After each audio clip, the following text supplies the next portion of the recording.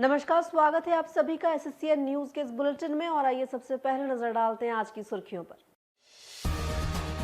विभाग द्वारा खुद पर किए केस का विधायक सरयू राय ने किया स्वागत। मंत्री बन्ना गुप्ता एवं विभागीय अधिकारियों पर जमकर साधा निशाना। केस को कहा कामातुराणाम न भयम न लज्जा की स्थिति का नमूना। कोरोना प्रोत्साहन राशि मामले में विभाग ने ऑफिशियल सीक्रेट एक्ट के तहत सरयू राय पर किया है केस। कपाली में ईद की नमाज के बाद गले मिल रहे युवक पर चाकू से हमला। नशेड़ी जुम्मन ने गाली गलौज के बाद धारदार हथियार से किया हमला। इस्लामनगर की घटना में घायल युवक लड्डन का हुआ इलाज। मारपीट की सूचना पर पहुंची कपाली पुलिस कर रही मामले की जांच। और जमशेदपुर व आसपास के क्षेत्रों में हर्षोल्लास के साथ मनी ईद। सुबह सामूहिक नमाज के बाद लोगों ने एक दूसरे के गले लगकर दी बधाई। जमशेदपुर व सरायकेला जिलों में सुरक्षा के थे व्यापक इंतजाम। कोरोना के कारण 2 वर्ष की रोक के बाद फिर दिखा ईद का उल्लास। बात करते हैं प्रोत्साहन राशि को लेकर खुद पर केस किए जाने का सरयू राय द्वारा स्वागत किए जाने की। कोरोना प्रोत्साहन राशि विवाद में स्वास्थ्य विभाग द्वारा विधायक सरयू राय पर केस किए जाने से श्री राय व स्वास्थ्य मंत्री बन्ना गुप्ता की सियासी जंग ने नया मोड़ ले लिया है। विधायक सरयू राय ने कार्रवाई का स्वागत करते हुए इसे मंत्री व अधिकारियों द्वारा उनके आरोपों की स्वीकृति बताते हुए दोनों पर निशाना साधा है। बता दें कि जमशेदपुर पूर्व के विधायक सरयू राय ने स्वास्थ्य मंत्री बन्ना गुप्ता द्वारा स्वास्थ्य कर्मियों को कोरोना प्रोत्साहन राशि के भुगतान में स्वयं एवं अपने कोषांग के 60 लोगों के नाम भी जोड़कर गलत भुगतान लेने का आरोप लगाया था। इसके सबूत में उन्होंने कई विभागीय दस्तावेज भी प्रस्तुत किए थे। स्वास्थ्य विभाग की ओर से इसे लेकर सरयू राय पर ऑफिशियल सीक्रेट्स एक्ट के उल्लंघन सहित कई अन्य आरोप लगाते हुए डोरंडा थाने में केस दर्ज कराया गया है। विधायक सरयू राय ने इस कार्रवाई का स्वागत करते हुए कहा कि मंत्री एवं विभागीय अधिकारियों ने उन्हें जैसे निमंत्रण दे दिया है। सरयू राय ने कहा कि किसी विभाग में भ्रष्टाचार से जुड़े कागजात आरटीआई के तहत कोई भी ले सकता है, फिर ये ऑफिशियल सीक्रेट एक्ट का उल्लंघन कैसे हुआ। उन्होंने इसे स्वास्थ्य मंत्री एवं विभागीय अधिकारियों की हताशा में हड़बड़ी का नतीजा बताया। उन्होंने इसे कामातुराणाम न भयम न लज्जा का सटीक उदाहरण बताते हुए कहा कि पूरा स्वास्थ्य विभाग भ्रष्टाचार का अड्डा बन गया है, जिसका खुलासा होने से वहां के कर्मचारियों में भय व्याप्त हो गया है। हमारे ऊपर एफआईआर किया है, मंत्री के आदेश से किया है कि हमारे ऑफिस के फाइल से ये लोग कैसे डॉक्यूमेंट निकाल लिए, चोरी कर लिए, क्या कर लिए, उसी का एक एफआईआर किया है ऑफिशियल सीक्रेट एक्ट में। तो मैं तो खुश हूँ कि उन्होंने मेरे लिए एक निमंत्रण भेज दिया है। और ये लोग इतने मूर्ख भी हैं। और कहा जाता है कि कामातुराणाम न भयम न लज्जा। जो कामातुर होता है उसको न डर होता है न लज्जा होती है। तो जिस फाइल में आपके भ्रष्टाचार के सबूत हैं वो कहीं बाहर आ जाता है, या जो फाइल सूचना के अधिकार अधिनियम के तहत आती है कि उसको कोई भी 10 रुपया दे के निकाल ले सकता है, तो ऑफिशियल सीक्रेट नहीं होता है। ऑफिशियल सीक्रेट के लिए सरकार तय करती है कि हमारा ये डॉक्यूमेंट ऑफिशियल सीक्रेट है। कोई नक्सल अभियान हो रहा है, उसका पेपर ऑफिशियल सीक्रेट है। सरकार की वित्त व्यवस्था के बारे में कोई कम्युनिकेशन है जो सीक्रेट है, रिजर्व बैंक के साथ है, वो सीक्रेट है। तो ये इसमें कौन सा सीक्रेट है और किसने बता दिया इन लोगों को? पूरा स्वास्थ्य विभाग ही भ्रष्टाचार के नशे में है और वहाँ के कर्मचारियों पर भय व्याप्त है। इतनी सूचनाएं मिल रही हैं इनके हर एक योजना में भ्रष्टाचार की, और जब मैं उठा रहा हूँ तो ये बौखला गए हैं। बौखलाहट में जो निर्णय होता है वो सही नहीं होता है। इसलिए मंत्री को ये सोचना चाहिए कि उनके भ्रष्टाचार को उजागर करने के लिए उनके फाइल से कागज निकाल लेना ये कहीं से भी ऑफिशियल सीक्रेट एक्ट में नहीं आता है। अब तो मान लिए हैं, बौखला गए हैं कि हमारे खिलाफ भ्रष्टाचार का मामला पुख्ता हो गया है। इन्होंने विधि विभाग में फाइल भेजा था, विधि विभाग ने फाइल वापस कर दिया है और कहा है कि नहीं, गलत हुआ है। मुख्य सचिव के स्तर से मौखिक रूप से इनसे फाइल मांगी गई, इन्होंने नहीं दिया। उन्होंने लिख कर दिया मुख्य सचिव ने कि साहब आप फाइल हमको भेजिए। इन्होंने लिख दिया कि विधि विभाग में भेजा है, वहाँ से आएगी तो भेजेंगे। विधि विभाग से फाइल आए हुए कितना दिन हो गया, उन्होंने भेजा नहीं है। विधि विभाग ने भी कह दिया कि आपने गलत किया है। तो भ्रष्टाचार के मुद्दे पर जिसमें उनको लगता है कि हम दंडित हो जाएंगे, तो बौखला गए हैं। बौखलाहट होने के एफआईआर कर दिया है। तो ऐसा जो एफआईआर है वह कूड़ेदान में फेंके जाने वाले रद्दी कागज के समान है। मैं तो ये सवाल उठाऊंगा कि उस थाना ने एफआईआर ले लिया है तो एफआईआर लिया किस आधार पर? मैं तो डीजीपी से बात करूंगा, मुख्य सचिव से बात करूंगा। हो सकता है कि इन्होंने दरखास्त दिया हो, भेजा हो, उसी को एफआईआर मान लिया हो। थाना एफआईआर दर्ज करता है तो उसके पहले उसको तहकीकात करनी पड़ती है कि एफआईआर में दिए गए तथ्य सही है कि नहीं। और अब बात ईद की नमाज के बाद एक दूसरे को बधाइयां दे रहे युवक पर हुए हमले की। सरायकेला जिले के कपाली इस्लाम नगर में एक शरारती ने ईद की नमाज के बाद गले मिल रहे युवकों के साथ मारपीट कर उन्हें धारदार हथियार से हमला कर जख्मी कर दिया। घटना की सूचना मिलने पर वहां पहुंची कपाली ओपी पुलिस मामले की छानबीन कर रही है। कपाली ओपी के इस्लाम नगर क्षेत्र में सामूहिक रूप से ईद की नमाज अदा करने के बाद लोग एक दूसरे के गले लगकर ईद की बधाइयां दे रहे थे। तभी नशे में धुत जुम्मन नामक आपराधिक प्रवृत्ति का युवक वहां आकर उनसे गाली गलौज करने लगा। गाली देने से मना करने पर जुम्मन ने लड्डन नामक युवक के साथ मारपीट कर दी एवं तेज धारदार हथियार से वार कर उसे जख्मी कर दिया। हमले में जख्मी युवक लड्डन ने बताया कि वे लोग ईद की नमाज के बाद एक दूसरे को ईद की बधाइयां दे रहे थे। तभी जुम्मन पहुंचकर गालियां देने लगा। मना करने पर वो धौंस दिखाते हुए उसे मारने लगा एवं धारदार हथियार से वार कर जख्मी कर दिया। इसके कारण उसे एमजीएम अस्पताल में इलाज कराना पड़ा। मामला ये कि हम लोग ईद का नमाज पढ़ के गला मिल रहे थे, वो पूरा नशा किया हुआ, क्या क्या खाता पीता है, घर में लड़ा वड़ा आया और आते साथ में वो गाली गुप्ता करने लगे। ये जुम्मन वहाँ पर हमेशा का उसका गिजी खेले करते रहता है। हम लोग गला मिल रहे थे तो वहाँ पर गाली गुप्ता कर रहे थे दूसरे घर पास। हम लोग आके पूरा कपड़ा वपड़ा फटा हुआ है इसका, पहले से चोट लगा हुआ है और आके मार दिया एक तमाचा। तो हम लोग क्यों मारा भाई? तो इसी में बोला हमको पहचान रहा है। वो क्या इतना बड़ा डायगर ना क्या बोलते वो था, पूरा धार जैसा था, चमकीला। यहाँ मारा है, इधर पीछे मार दिया है, इधर हाथ पे पूरा मारा है इधर। आइए बात करते हैं जमशेदपुर व आसपास के क्षेत्रों में हर्षोल्लास के साथ ईद मनाए जाने की। जमशेदपुर व आसपास का मुस्लिम समाज 30 दिन के रोजा के बाद मंगलवार को हर्षोल्लास के साथ ईद उल फित्र मना रहा है। कोरोना को लेकर 2 वर्षों की रोक के बाद मुसलमानों ने सुबह ईदगाहों में सामूहिक नमाज के बाद गले लगकर एक दूसरे को ईद की बधाइयां दी। इसके बाद सभी ईद की खुशियां मनाने में मशगूल हो गए। बता दें कि विगत 2 साल कोरोना को लेकर लगी पाबंदियों के बाद इस वर्ष पहली बार मुस्लिम समुदाय हर्षोल्लास के साथ ईद उल फितर मना रहा है। 30 दिन के रोजे के बाद मंगलवार को सुबह 5 बजे से ही मुस्लिम समुदाय के लोग ईदगाहों व मस्जिदों में जमा होने लगे। फिर सभी अकीदतमंदों ने सामूहिक रूप से ईद की नमाज अदा की एवं गले लगकर एक दूसरे को ईद की बधाइयां दी। इसके बाद पूरे समुदाय में ईद की खुशियां तारी होती चली गईं। लोग एक दूसरे के घर जाकर सेवइयां एवं लजीज व्यंजनों का स्वाद ले रहे हैं। इस वर्ष प्रशासन की ओर से सुरक्षा के पुख्ता इंतजाम के बीच ईद मनाई जा रही है। प्रशासन की ओर से विभिन्न क्षेत्रों में दंडाधिकारियों के साथ सुरक्षा बलों की तैनाती की गई है। जमशेदपुर के मानगो, बिस्टुपुर, टेलको, जुगसलाई में सुरक्षा का पुख्ता इंतजाम रहा। चप्पे चप्पे पर पुलिस फोर्स तैनात की गई ताकि कहीं कोई गड़बड़ी न हो। कदमा के शास्त्री नगर फारूकी मस्जिद के मोहम्मद इरफान ने ईद एवं उसकी महत्ता की जानकारी दी। आज के दिन का महत्व ये है कि prophet Muhammad peace be upon him सल्लल्लाहु अलैहि वसल्लम ने ये इरशाद फरमाया है कि अल्लाह तबारक व तआला कहता है कि जो भी ईद उल फित्र में दुआ मांगेगा लउजीबन्नहु, मैं उसकी दुआएं ज़रूर कबूल करूँगा। यही वजह है कि आज के रोज़ मुसलमानों ने ख़ुद के लिए, अपने मुल्क के लिए, मुल्क की अमन व सलामती के लिए, तरक्की के लिए हर एतबार से दुआएं की और एक दूसरे के लिए सब बरकतों की मुबारकबाद पेश कर रहे हैं, बरकतों की दुआएं दे रहे हैं। इस दिन का महत्व ये है कि रसूल आज़म सल्लल्लाहु अलैहि वसल्लम के फरमान के मुताबिक आज के दिन माफ़ी का दिन होता है, मग़फ़िरत का दिन होता है और रमज़ानुल मुबारक में किए जाने वाले जो आमाल होते हैं उन सब का इनाम ये मुसलमान इस दिन में पाते हैं। मेरे रसूल पाक सल्लल्लाहु अलैहि वसल्लम के फरमान के मुताबिक खुदाए पाक ने कहा कि ये वो दिन है जिस दिन में मुसलमानों को उनके पूरे रमज़ान का मुकम्मल अज्र और सवाब दे दिया जाता है।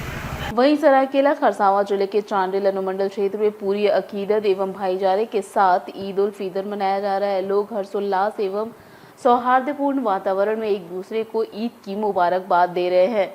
मंगलवार सुबह चांडिल ईदगाह में सामूहिक रूप से ईद की नमाज पढ़ी गई, जिसके बाद लोगों ने एक दूसरे के गले मिलकर ईद की मुबारकबाद दी।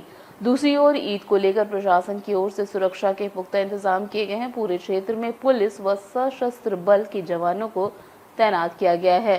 चांडल, सिल्ली, कपाली जैसे स्थानों में मुस्लिम समुदाय के लोगों ने ईद की नमाज अदा कर देश एवं दुनिया में शांति व सौहार्द की कामना की। इसके अलावा ईचागढ़ के गौरंगकोचा, आमड़ा, कुंकड़ू प्रखंड के चौड़ा, तिरुलडी, नीमडी प्रखंड के सिंदूरपुर, झीमड़ी आदि इलाकों में भी हर्षोल्लास के साथ ईद मनाई गई। चांडल जामा मस्जिद के इमाम मोहम्मद मुस्लिम रजा नूरी ने ईद के मुबारक त्योहार एवं उसके महत्व की जानकारी दी।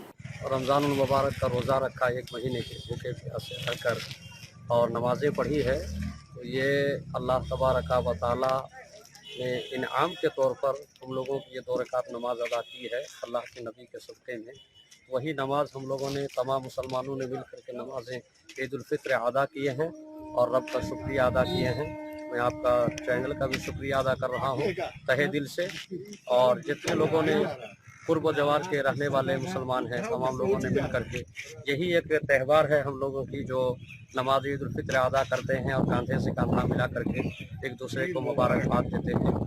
यही हम लोग के पैगाम यही देना चाहते हैं कि लोगों ने रसूल पाक सल्लल्लाहु अलैहि वसल्लम यानी मोहम्मद सल्लल्लाहु अलैहि वसल्लम ने जो 1 महीने का रोज़ा रखा और अल्लाह ने फ़र्ज़ किया था हम लोगों पर, उसको हम लोगों ने निभाया। सही तौर पे 1 महीने का रोज़ा रखा, भूखे प्यासे रहकर नमाज़ें पढ़ी, जो कुछ अल्लाह ने हम लोगों पर फ़र्ज़ आयद किया था उसको बाकायदा निभाया, और उसी के बाकायदा निभाने के तौर पर अल्लाह ने ये 2 रकात नमाज़ें हम लोगों को अता किया था। वही नमाज ईद उल फित्र सब मिल करके अदा किए और एक दूसरे को मुबारकबाद दी। आइए बात करते हैं मानगो के उलिडी में पत्नी की हत्या कर फरार हुए पति की। जमशेदपुर के उलिडी थाना अंतर्गत शांति विहार कॉलोनी में एक सनकी अपनी पत्नी को गंभीर रूप से जख्मी कर तड़पती हालत में छोड़ एवं बच्चों को कमरे में बंद कर भाग गया।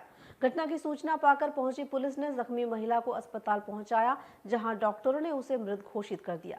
पुलिस मामले की जांच कर रही है। मानगो के उलिडी थाना अंतर्गत शांति विहार कॉलोनी स्थित योगेंद्र प्रसाद के घर में रह रहे व्यक्ति ने किसी बात को लेकर हुए झगड़े में अपनी पत्नी को मार पीट कर जख्मी कर दिया।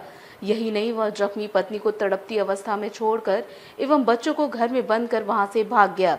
उसके पड़ोसी भाड़ेदार ने सुरेंद्र प्रसाद के घर की देखरेख करने वाले भूपेंद्र यादव को इसकी सूचना दी, जिनके सूचित करने पर उलिडी पुलिस घटना स्थल पर पहुंची एवं जख्मी महिला को एमजीएम अस्पताल पहुंचाया। वहां चिकित्सकों ने उसे मृत घोषित कर दिया। पुलिस ने शव को पोस्टमार्टम के लिए भेजकर मामले की जांच शुरू कर दी है। बताया गया है कि मृतका का नाम रेखा देवी है एवं उसका पति ड्राइवर का काम करता है। घर की देखभाल करने वाले भूपेंद्र यादव ने बताया कि उक्त मकान टुनटुन यादव ने भाड़े पर लिया है, लेकिन विगत 2 दिनों से पता नहीं कैसे यह परिवार उसमें रह रहा था। आज सुबह ही वह कहीं बाहर से आया था। दंपति में किसी बात को लेकर झगड़ा हुआ, जिसमें उसने अपनी पत्नी की पिटाई कर दी। सर पर किसी भारी वस्तु से प्रहार के कारण उसका सर फट गया, जिससे वह गिरकर तड़पने लगी। इसके बाद उसका पति बच्चों को कमरे में बंद कर वहां से फरार हो गया। वहीं घटनास्थल पर पहुंचे पुलिस अधिकारी ने बताया कि पुलिस मामले की छानबीन कर रही है। पड़ोसियों के अनुसार महिला या उसके पति यहाँ कैसे रह रहे हैं, इसकी जानकारी उन्हें नहीं है। घर किसी और ने किराए पर लिया था, जबकि यह परिवार अभी 2-3 दिन पहले ही यहाँ रहने आया था। योगेंद्र प्रसाद का है और किराएदार हमको फ़ोन किया और उसके फ़ोन पर हम आए हैं 6:10 में। इसके बाद देखे कि बाहर में गिरा हुआ है, माथा में बहुत चोट है, बहुत खून गिरा हुआ है। इसके बाद हम सीधे चले गए उलिडी थाना प्रभारी को सूचना दिए। इसके बाद पुलिस की गाड़ी वहाँ से आई और उठा के ले गया एमजीएम। ये घर में रहता नहीं था, घर में रहता था टुनटुन जाता था। अच्छा, ये कब आया नहीं आया वो टुनटुन ही बताए। मारा है इसका पति, औरत जो मार खाई है ना, उसका पति मारा है, जैसा हमको बताया गया बगल वाले रेंटर से। बगल वाला रेंटर हमको बताया, वही हमको फोन किया, तब हम आए। मारपीट की घटना घटी थी, उसकी सूचना मिली थी। सूचना पे फिर पुलिस पदाधिकारी यहाँ पे आए फिर और महिला को है उचित इलाज हेतु एमजीएम अस्पताल ले जाया गया था, जहाँ इलाज के क्रम में उनकी मृत्यु हो गई है। अनुसंधान के क्रम में जो पता चला है कि पति के द्वारा मारपीट किया गया था। 3-4 दिनों से यहाँ रह रहे हैं ये मकान में, और पति इसके आज ही आए थे कहीं से। बाकी बिंदु पे अनुसंधान हम लोग कर रहे हैं। आइए बात करते हैं बिल्डिंग मटेरियल सप्लायर की चाकू मारकर हत्या किए जाने की। सरायकेला के आदित्यपुर थाना क्षेत्र के निवासी कार्तिक गोप की सोमवार रात चाकू मारकर हत्या कर दी गई। सातबहुनी स्थित उसके घर से महज 100 मीटर की दूरी पर अज्ञात अपराधियों ने उसकी हत्या को अंजाम दिया। मृतक बिल्डिंग मटेरियल सप्लाई का काम करता था। आदित्यपुर थाना अंतर्गत सातबहुनी निवासी 38 वर्षीय कार्तिक गोप की बीती रात अज्ञात अपराधियों ने चाकू मारकर हत्या कर दी। अपराधियों ने कार्तिक की उसके घर से करीब 100 मीटर की दूरी पर हत्या को अंजाम दिया। बताया जा रहा है कि कार्तिक गोप पहले आदित्यपुर स्थित आशियाना में रहता था। वहां से वो बिल्डिंग मटेरियल की सप्लाई का धंधा करता था, लेकिन विगत कुछ दिनों से वो सातबहुनी में भाड़े के मकान में रहकर गिट्टी, बालू और ईंट की आपूर्ति का काम कर रहा था। हत्या की सूचना मिलने पर पहुंची पुलिस ने शव को पोस्टमार्टम के लिए भिजवाया एवं मामले की जांच शुरू कर दी। जांच के क्रम में पुलिस ने व्यावसायिक प्रतिद्वंदिता में हत्या किए जाने की आशंका जताई है। पुलिस ने बताया कि गिट्टी, बालू और ईंट की सप्लाई में काफी प्रतिद्वंदिता है। शायद इसी को लेकर आपसी रंजिश में कार्तिक की हत्या की गई है। आइए बात करते हैं मानगो में युवक की चाकू मारकर हत्या किए जाने की। जमशेदपुर के मानगो तमोलिया मोड़ के पास सड़क किनारे एक युवक जख्मी हालत में बेहोश पड़ा मिला। पुलिस उसे इलाज के लिए एमजीएम अस्पताल ले गई, लेकिन उसकी रास्ते में ही मौत हो गई। उसके शरीर पर चाकू जैसे तेज हथियार से बने घाव मिले हैं, जिससे उसकी हत्या किए जाने की आशंका जताई जा रही है। बता दें कि मंगलवार शाम मानगो के तमोलिया मोड़ के पास मुख्य सड़क किनारे एक अज्ञात व्यक्ति घायल अवस्था में बेहोश पड़ा मिला। सूचना मिलने पर पहुंची पुलिस ने उसे इलाज के लिए तत्काल एमजीएम अस्पताल पहुंचाया, लेकिन तब तक उसकी मौत हो चुकी थी। मृतक के शरीर पर चाकू जैसे तेज हथियार से बने जख्म मिले हैं, जिससे उसकी हत्या किए जाने की आशंका जताई जा रही है। पुलिस ने उसके पास से बरामद मोबाइल फोन के जरिए उसकी पहचान करते हुए उसके परिजनों को घटना की सूचना दी। घर वालों के पहुंचने पर उसकी पहचान हुई। घर वालों ने बताया कि वो ड्राइवर का काम करता था एवं घर से गाड़ी चलाने की बात कहकर ही निकला था। उसे अस्पताल लेकर आए पुलिस अधिकारी ने युवक की हत्या की आशंका जताते हुए कहा कि पुलिस मामले की हर एंगल से जांच कर रही है। तमोलिया मोड़ के पास एक आदमी जड़ अवस्था में मिले थे, जो बेहोश थे, तो उनको तुरंत हॉस्पिटल में एडमिट करवाया गया एमजीएम में। इलाज के दौरान उनकी मृत्यु हो गई है। पहले तो उनका पहचान नहीं हो पा रहा था। उनके मोबाइल नंबर से उनका पहचान उनके परिजन आ गया। उनके परिजन का कहना है कि भाई गाड़ी चलाते हैं, तो मैं गाड़ी चलाने की बात करके निकले थे। इंजरी तो एक्स्ट्रा इंजरी है, इसका हत्या तो माना नहीं जाएगा। लेकिन इसको हम लोग मर्चरी में रखवा दिए। हम लोग पता कर रहे हैं प्रयास कि आखिर झगड़ा झंझट कहाँ हुआ है। चोट लगी तो कहीं चोट झगड़ा झंझट हुआ होगा। आइए अब बात करते हैं तमोलिया के ब्रह्मानंद आशियाना वासियों के कॉलोनी में धरना प्रदर्शन की। सरायकेला जिले के कपाली ओपी अंतर्गत तमोलिया के ब्रह्मानंद आशियाना सोसाइटी के निवासियों ने मंगलवार को बुनियादी सुविधाओं सहित अन्य मांगों को लेकर सोसाइटी परिसर में धरना प्रदर्शन किया। कॉलोनी निवासियों ने सोसाइटी प्रबंधन पर मेंटेनेंस के लिए हजारों रुपए लेने के बावजूद सुविधाएं नहीं देने का आरोप लगाते हुए नारेबाजी भी की। बता दें कि तमोलिया ब्रह्मानंद आशियाना सोसाइटी के निवासियों ने सोसाइटी प्रबंधन पर कॉलोनी वासियों को पूर्व निर्धारित सुविधाएं मुहैया नहीं कराने का आरोप लगाया है। उन्होंने प्रबंधन द्वारा मेंटेनेंस के नाम पर प्रति माह हजारों रुपए वसूलने के बाद भी कोई मेंटेनेंस कार्य नहीं कराने का भी आरोप लगाया है। कॉलोनी वासियों ने मंगलवार को इन्हीं मांगों को लेकर सोसाइटी परिसर स्थित क्लब हाउस के समक्ष नारेबाजी करते हुए धरना प्रदर्शन किया। उनका कहना है कि फ्लैट बुकिंग से पहले ब्रह्मानंद सोसाइटी ने पानी, बिजली, जिम, स्विमिंग पूल आदि की सुविधा मुहैया कराने का वायदा किया था, किंतु इस भीषण गर्मी में नियमित जलापूर्ति तक नहीं हो पा रही है, जिससे लोगों को भारी परेशानी हो रही है। स्विमिंग पूल 3 वर्षों से बंद पड़ा है, जिम भी काफी दिनों से बंद है, तो सोसाइटी की सड़कें भी खस्ता हाल है। कॉलोनी के निवासी दुर्गा प्रसाद सिन्हा एवं अजमल आलम ने बताया कि इस संबंध में आवाज उठाने पर उन्हें धमकी दी जाती है। वो उसको पानी क्या समस्या है। पानी बहुत ही एसेंशियल है और यहाँ पानी जो है बंद हो जाता है और पूछने पर लेयर घट गया है, तो ये मोटर खराब है। साहब, आप मेंटेनेंस की इंचार्ज में हैं, तो आपका क्या ड्यूटी है? आप इसमें जो मोस्ट इम्पोर्टेंट चीज़ है पानी, और पानी को यहाँ बंद कर दीजिए तो क्या स्थिति रहेगी हम लोग की इस गर्मी में। दूसरी बात, ये मेंटेनेंस बढ़ाते जा रहे हैं बिना पूछे हुए, जबकि हाई कोर्ट से स्टे ऑर्डर है। आप कुछ नहीं बढ़ा सकते हैं, न कुछ कर सकते हैं, लेकिन एसडीओ का भी एकदम डायरेक्ट ऑर्डर दिया हुआ है कि साहब मेंटेनेंस भी नहीं बढ़ा सकते हैं और सबको मेंटेन कीजिए और जो ऑर्डर हुआ उसका पालन कीजिए। लेकिन ये पालन नहीं कर रहे हैं और कहते हैं कि हम जो हाई कोर्ट से ऊपर हैं, तो हाई कोर्ट के आदेश का भी पालन कर रहे हैं। This is the contempt of court. तो ये सब हो रहा है और इसी के कारण ये समझते हैं कि हम ही मालिक हैं और हम लोग उनके सर्वेंट हैं।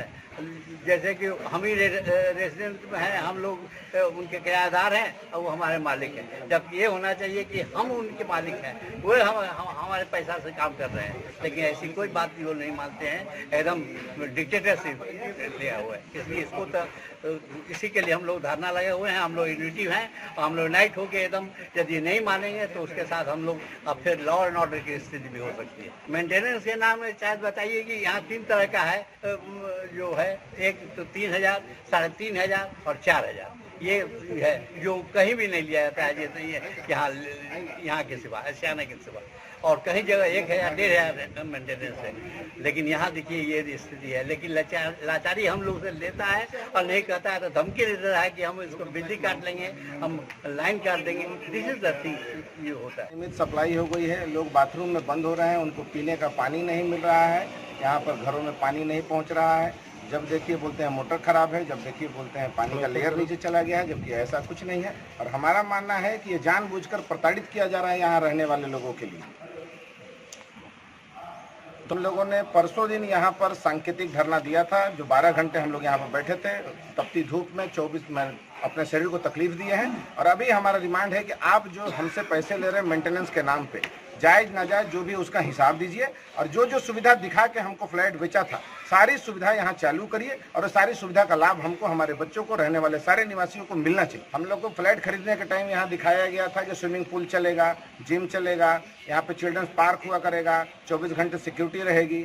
आज यहाँ पे सिक्योरिटी 24 घंटे 36 घंटे काम कर रहा है। स्विमिंग पूल पिछले 3 साल से बंद है, कोरोना काल में तो बंद था। जिम पिछले 2 महीना से इक्विपमेंट सारे टूटे पड़े हैं। मल्टीपर्पज हॉल का सर आपने हाल देख लिया, सड़क का दुर्व्यवस्था है, बच्चे गिर गिर के घायल हो रहे हैं, गाड़ी वाले गिर रहे हैं। और मेंटेनेंस यहाँ पे 5,000 रुपया, 4,000 रुपया और 3,500, ये लगभग बोल रहा हूँ, ये लिया जा रहा है। 3 तरह के फ्लैट है और इस तरीके से पैसा लिया जा रहा है। प्रति फ्लैट इतना लिया जा रहा है प्रति माह। खर्च का हिसाब नहीं दिया। ये वार्ता पिछले 3 साल से सर चल रहा है। मामला सब जुडिस है, माननीय हाई कोर्ट में है, और यहाँ पे चांडिल के एसडीओ, माननीय एसडीओ के द्वारा यहाँ पे आदेश दिया गया है, और आदेश से चांडिल एसडीओ कोर्ट का फैसला है कम किया जाए मेंटेनेंस चार्ज और कुछ सुविधाओं को हैंडओवर किया जाए ओनर्स को। यहाँ पे उनको नहीं माना जा रहा है। मामला अभी भी सब जुडिस है माननीय उच्च न्यायालय में, लेकिन कहीं भी स्टे नहीं मिला है उसको। और अब बात ईद की नमाज के बाद एक दूसरे को बधाइयां दे रहे युवक पर हुए हमले की। सरायकेला जिले के कपाली इस्लाम नगर में एक शरारती ने ईद की नमाज के बाद गले मिल रहे युवकों के साथ मारपीट कर उन्हें धारदार हथियार से हमला कर जख्मी कर दिया। घटना की सूचना मिलने पर वहां पहुंची कपाली ओपी पुलिस मामले की छानबीन कर रही है। कपाली ओपी के इस्लाम नगर क्षेत्र में सामूहिक रूप से ईद की नमाज अदा करने के बाद लोग एक दूसरे के गले लगकर ईद की बधाइयां दे रहे थे।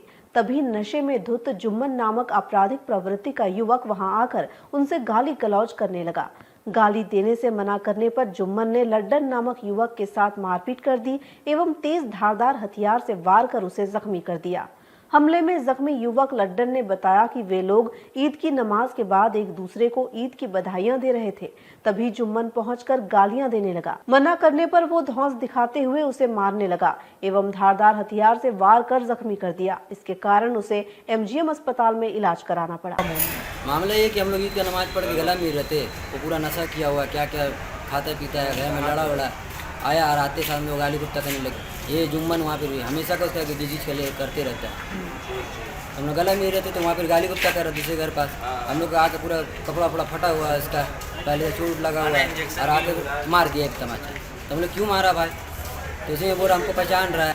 वो क्या इतना बड़ा डैगर ना क्या बोलते वो था, पूरा धार जैसा था, चमकीला। यहाँ मारा है, इधर पीछे मार दिया है, इधर हाथ पे पूरा मारा है इधर। और आज के इस बुलेटिन में फिलहाल इतना ही। हम फिर हाजिर होंगे कुछ और नई ताज़ा खबरों के साथ। तब तक के लिए एसएससीएन न्यूज़ की पूरी टीम की ओर से मुझे दीजिए इजाज़त। नमस्कार।